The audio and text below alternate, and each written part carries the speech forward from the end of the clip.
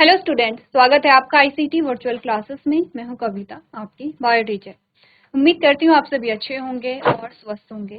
तो class continue करेंगे अपना चैप्टर, और चैप्टर का नाम है cell cycle and cell division. हम सेल डिवीजन के बारे में बात कर रहे हैं और आपने पढ़ लिया है जो सेल साइकिल है। सेल साइकिल में दो टर्म्स आप देखते हैं। जो सेल डिवीजन होता है, कोशिका विभाजन होता है, वो दो तरीके से होता है, माइटोसिस और मियोसिस, जिसमें हमने माइटोसिस कवर कर लिया है। और माइटोसिस में आपने हर एक फेज को समझा कि इस फेज में यहाँ पे क्या हो रहा है। लास्ट फेज जो आपके पास आता है दैट इज टेलोफेज, और ये यहाँ तक आप बात कर रहे हैं कैरियोकाइनेसिस के बारे में। नेक्स्ट हमने बात किया है साइटोकाइनेसिस के बारे में, और जब साइटोकाइनेसिस होती है तो यहाँ पे सेल डिवीजन हो जाता है। बात करते हैं मियोसिस के बारे में। और प्रीवियस लेक्चर में आपने अगर ध्यान दिया होगा तो मियोसिस का एक इंट्रोडक्टरी पार्ट हमने किया था। ठीक है, हम बात कर रहे हैं मियोसिस के बारे में। ठीक है, हमने कहा कि एक सेल है, यहाँ पे एक सेल है, ठीक है, और इसमें आपने कहा प्रकार से क्या है, आपके क्रोमोसोम्स हैं। ठीक है, अब हमने कहा ये आपके प्लाज्मा मेम्ब्रेन है और डायरेक्टली हमने क्रोमोसोम दिखा रखे हैं। समझिए, तो ये क्या थे, 2n थी, ये क्या होगी, 2n होगी।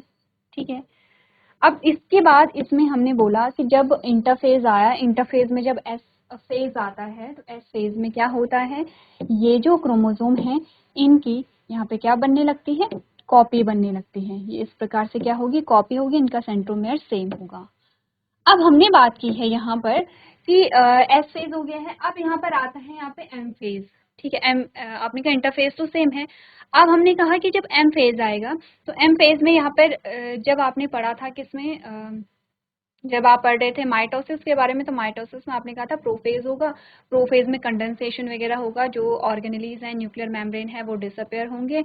और उसके बाद आएगा मेटाफेज। मेटाफेज में आपने कहा कि यहाँ पे जो माइक्रोट्यूब्यूल है वो अटैच होंगे। फिर आएगा एनाफेज। एनाफेज में ये सिस्टर क्रोमैटिड सेपरेट हो करके जो क्रोमोजोम है वो डबल यहाँ पर हो जाएंगे, and at last cell divide करेगी और ये जो क्रोमोजोम है ये सेपरेट सेल में चले जाएंगे। यही हमने कहा था। अब हमने क्या किया है, ये तो बात हुई माइटोसिस के बारे में। मियोसिस में क्या होता है, मियोसिस में यहीं पे एक से दो सेल बनती है, क्योंकि मियोसिस जो होता है वो दो पार्ट में कंप्लीट होता है। मियोसिस फर्स्ट, यहाँ पर जब मियोसिस फर्स्ट हुई तो एक सेल हमारे पास ये बनी और एक सेल हमारे पास ये बनी। एक सेल में जो क्रोमोसोम हमारे पास आए हैं, एक क्रोमोसोम इस सेल में और एक क्रोमोसोम इस सेल में। तो आप समझ रहे हैं, यहाँ पर थे 46 क्रोमोसोम, और 46 क्रोमोसोम की क्या बनी थी, कॉपी बनी थी।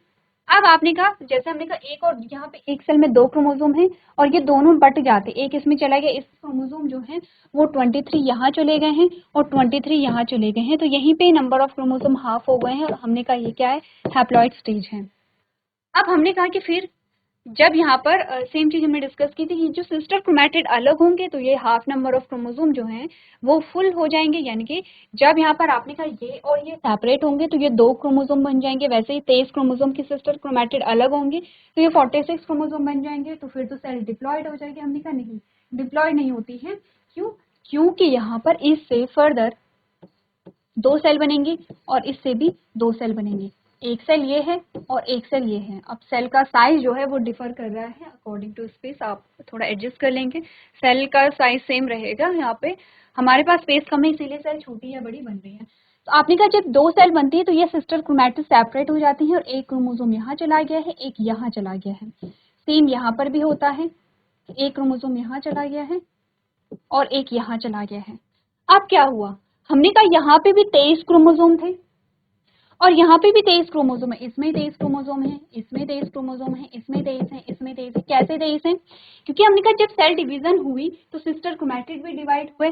जब सिस्टर क्रोमैटिड डिवाइड हुए तो आपने कहा यहाँ पे जब ये डिवाइड हुए होंगे तो 23 प्लस 23 कितने हो गए हैं, 46।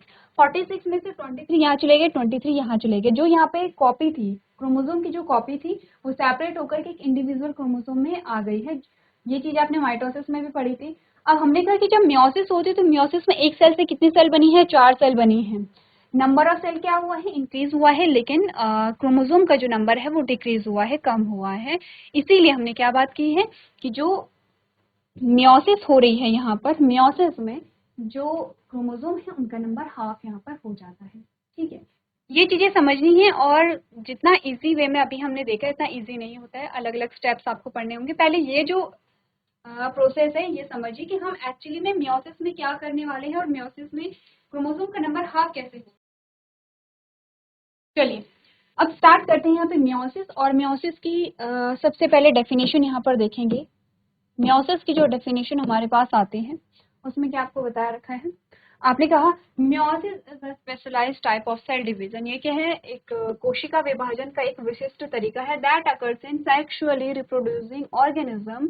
कहाँ होता है ये, जो लैंगिक प्रजनन जिनमें होता है वहां पे होता है, क्योंकि आप जानते हैं हमने क्या बात की है कि हमारी जो पूरी बॉडी है वो क्या है, यहाँ पर पूरी बॉडी क्या है, डिप्लॉयड है। अगर हम प्लॉइडी गए तो हमने कहा पूरी बॉडी डिप्लॉयड है। बॉडी डिप्लॉयड होने का मतलब है हमारी सारी सेल्स डिवाइड होंगे except one cell, that is gamete. सिर्फ गैमीट ही है जो हैप्लॉइड कंडीशन में यहाँ पर आपको अपनी बॉडी में सेल मिलेगी। यहाँ पर आपने कहा हैप्लॉइड सेल ही बन रही है, इट मीन्स कि हम गैमीट के फॉर्मेशन की ही बात कर रहे हैं। अब आपने गैमीट फॉर्मेशन, जब आपने रिप्रोडक्शन पढ़ा है तब भी आपने गैमीट फॉर्मेशन पढ़ा है, लेकिन आपने यहाँ पे डिवीजन पे फोकस नहीं किया। आपने गैमीट फॉर्मेशन के जो स्टेप्स होते हैं उन पे आपने फोकस किया। जैसे कि जब आप मेल गैमीट के फॉर्मेशन की बात करते हैं तो आपने कहा कि यहाँ पर या फीमेल गैमीट के फॉर्मेशन की बात करते हैं। जैसे अगर हम प्लांट्स में ले तो प्लांट्स में हमने क्या बोला था, एंथर है। एंथर को जब आपने तोड़ा था या फिर उसका टीएस यहाँ पे लिया था तो आपने कहा था कि इस प्रकार से आते हैं, आपके पास 4 लोब आते हैं और ये आपके पास माइक्रोस्पोरेंजियम है। इनके अंदर क्या थी, माइक्रोस्पोर मदर सेल थी, जिनमें मियोसिस फर्स्ट जब होती है तो क्या बनते हैं, 1 से 2 सेल बनते हैं। अब आप समझ रहे हैं कि 1 से 2 सेल इस प्रकार से बने होंगे जो क्या है, हैप्लॉइड है। फिर यहाँ पर होती है मियोसिस सेकेंड, और इन 2 सेल से क्या बनते हैं, 4 सेल यहाँ पर बनते हैं, इन्हें हम स्पोर कहते हैं। ठीक है, अब एक स्पोर को जब हमने लिया इस प्रकार से तो अब इसमें माइटोसिस होती है और इस सेल के अंदर क्या बनते हैं, आपने कहा एक और सेल बनते हैं इस प्रकार से।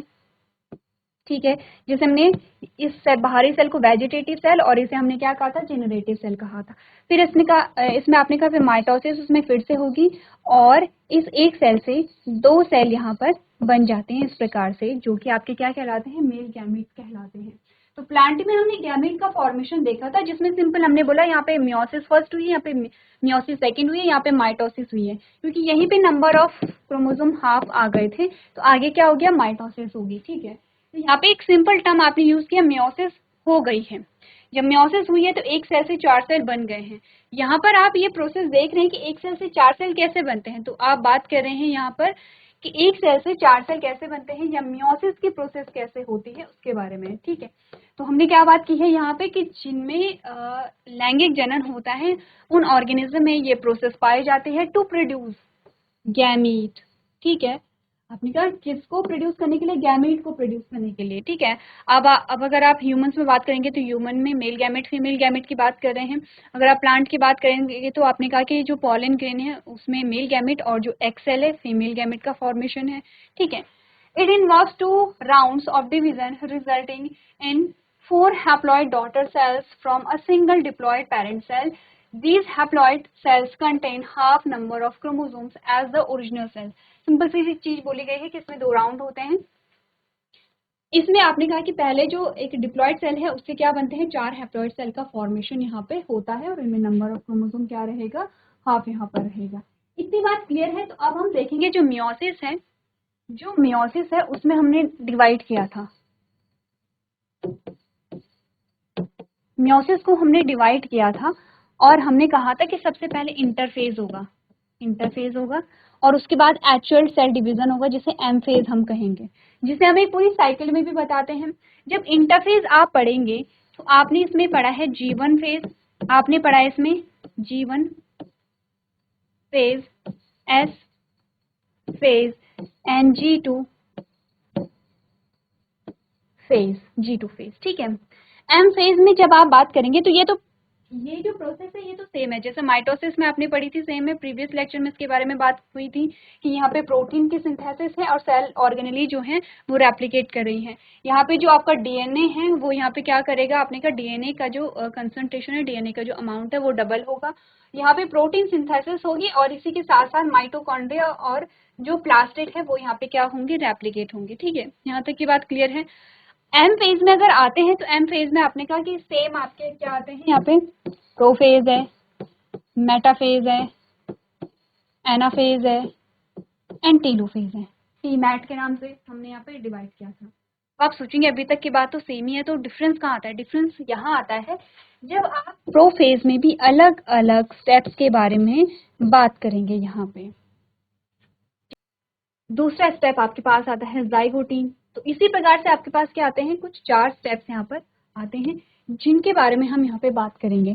तो क्योंकि कंफ्यूज नहीं करना है कि हम पढ़ क्या रहे हैं, कंफ्यूज नहीं करना है, एक सीक्वेंस जो हम पढ़ रहे हैं वो ध्यान होना चाहिए, एक साइकिल आपकी होनी चाहिए। जैसे हमने माइटोसिस में सिंपल प्रोफेज पढ़ा था और हमने कहा था अर्ली प्रोफेज है, लेट प्रोफेज है, ठीक है, प्रोफेज हो गया कंप्लीट। फिर हम मेटाफेज में आए थे, उसके बाद हम एनाफेज में आए थे, फिर टीलोफेज में आए थे। तो ये कैरियोकाइनेसिस है एक्चुअली में।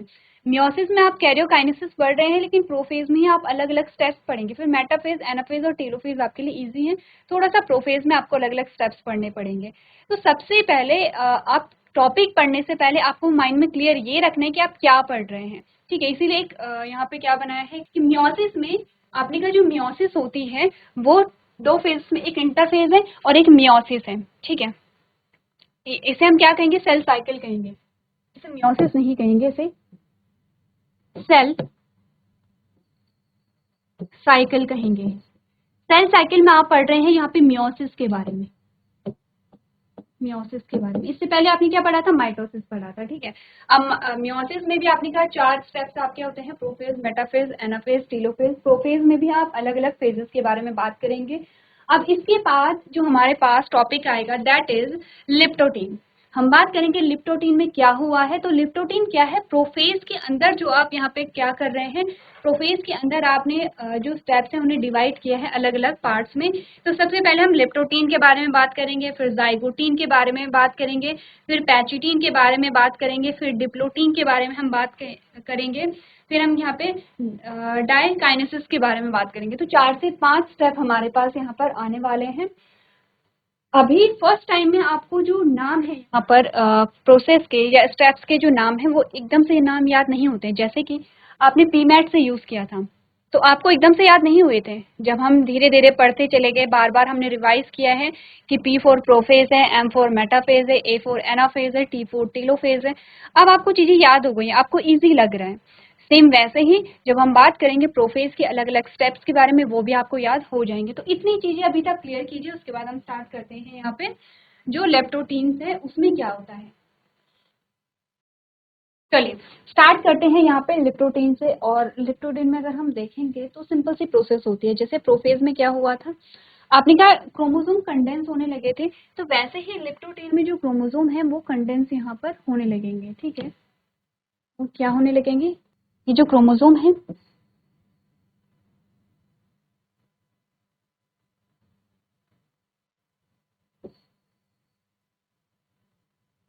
वो यहाँ पे कंडेंस होने लगेंगे। ये कॉपी है, इन्हें डिफरेंट कलर से यहाँ पे क्या कर लेते हैं, शो कर देते हैं।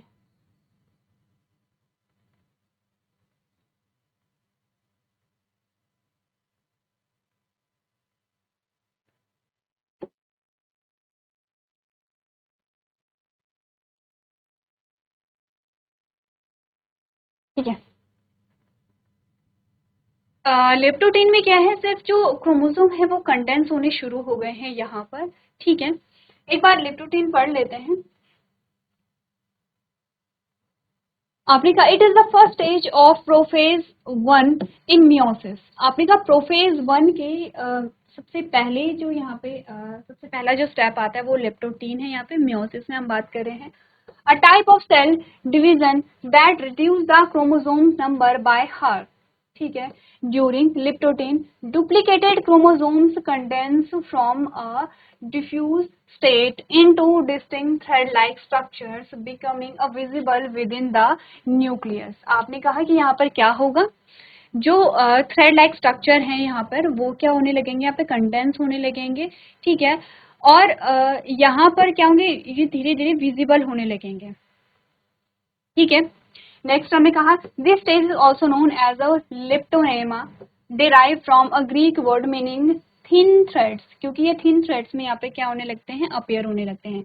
Here is the more detail explanation, जैसे कि क्रोमैटिन कंडेंसेशन के बारे में आपको बता रखा है। आपने कहा in the interphase preceding meiosis chromosomes exist as long. आपने कहा कि यहाँ पर क्या होता है, जो इंटरफेज होता है वहाँ पे जो क्रोमोसोम जो एग्जिस्ट करते हैं thin strand of a chromatin, जो क्रोमैटिन की थिन स्ट्रैंड के रूप में यहाँ पे क्या होता है, फॉर्म होते हैं। ये चीज़ें हम डिस्कस कर चुके हैं कि सबसे पहले जो क्रोमोसोम है वो क्रोमोसोम की कंडीशन में नहीं रहते हैं, वो क्रोमैटिन के फॉर्म में यहाँ पर रहते हैं। जैसे कॉपी भी अगर बनी है तो वो क्रोमैटिन के फॉर्म में बनी है।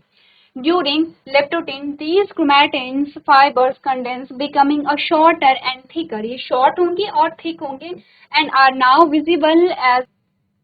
तो आपने कहा कि लिप्टोटिन में बहुत ज्यादा डिटेल में जाने की जरूरत नहीं है, सिर्फ इतना समझना है कि जो यहाँ पर क्रोमैटिन है वो क्या होने लगे हैं, कंडेंस यहाँ पर होने लगे हैं। नेक्स्ट स्टेप हमारे पास जाइगोटीन आएगा और जाइगोटीन में हम देखेंगे कि ये एक दूसरे से, आपने कहा कि एक दूसरे के सामने एक दूसरे से कनेक्ट हो गए हैं एक किसी सब्सटेंस के थ्रू। तो सबसे पहले लिप्टोटिन जो है वो एक बार पढ़ लीजिए, ठीक है। सिंपल सी चीज हमने कही है कि यहाँ पे जो क्रोमोसोम्स हैं या जो क्रोमैटिन्स हैं वो क्या होने लगे हैं, कंडेंस होने लगे हैं।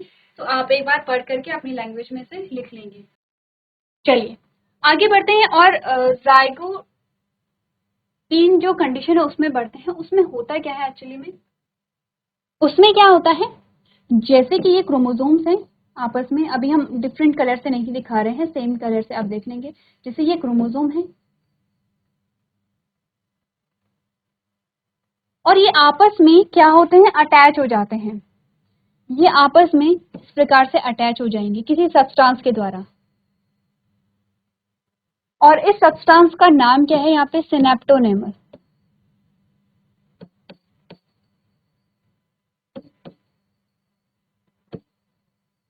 सिनेप्टोनेमल कॉम्प्लेक्स जो होता है उसके द्वारा ये क्या हो जाते हैं, अटैच हो जाते हैं। जब ये अटैच हो जाते हैं तो इन्हें हम क्या कहेंगे, टेट्राड कहेंगे या बाइवेलेंट कहेंगे, टेट्राड।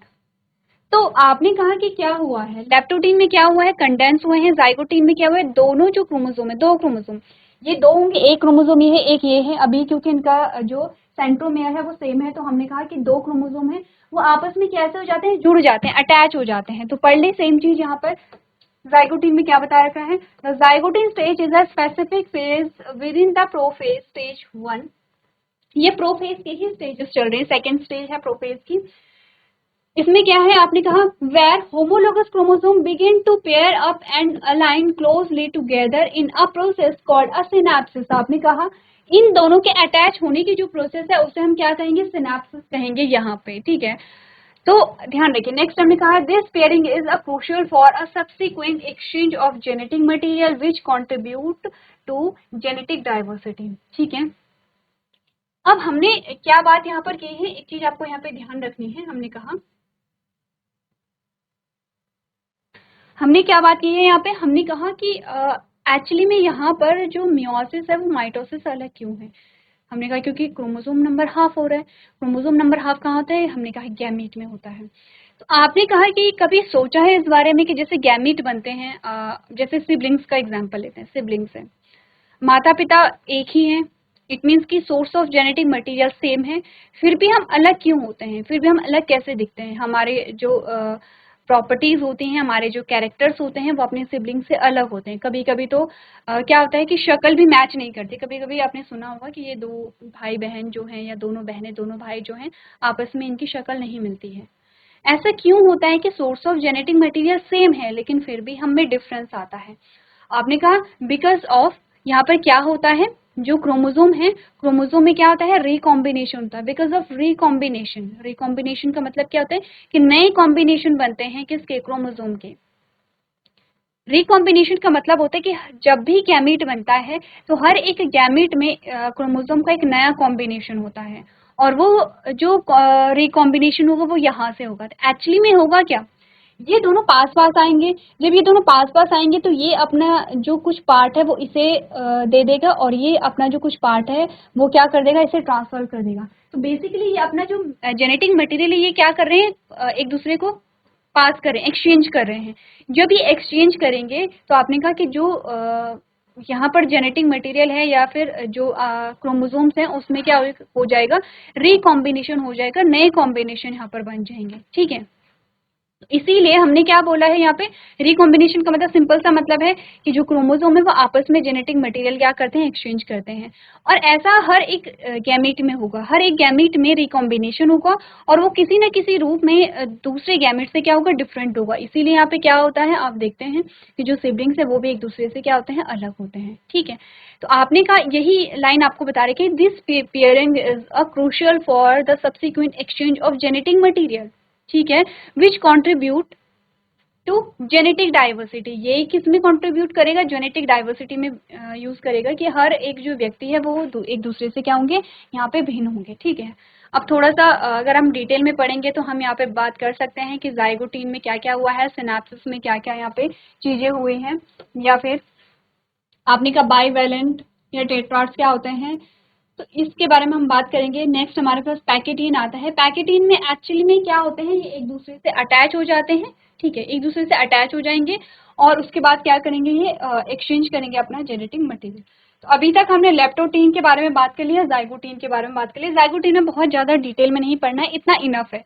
जाइगोटीन में इतना इनफ है कि यहाँ पर जो दो क्रोमोसोम है वो अटैच हो जाते हैं एक मटेरियल के द्वारा, जिसका नाम क्या है, सिनेप्टोनेमल है। ठीक है, उसके द्वारा ये अटैच हो जाते हैं। अब इस स्ट्रक्चर को हम टेट्राड कह रहे हैं। टेट्राड क्योंकि दो सिस्टर क्रोमैटिड यहाँ है, दो सिस्टर क्रोमैटिड यहाँ है, इसीलिए टेट्राड यहाँ पे बना रहे हैं। ध्यान रखिए, क्रोमोसोम के लिए टेट्राड नहीं कह रहे, दोनों सिस्टर क्रोमैटिड के लिए कह रहे हैं। एक बार आप लोग घर से पढ़ करके आएंगे कि लेप्टोटीन और जाइगोटीन में आपने क्या क्या चीजें यहाँ पे डिस्कस की हैं। तो इसके आगे का जो नेक्स्ट पोर्शन है हम अगली क्लास में कंटिन्यू करेंगे।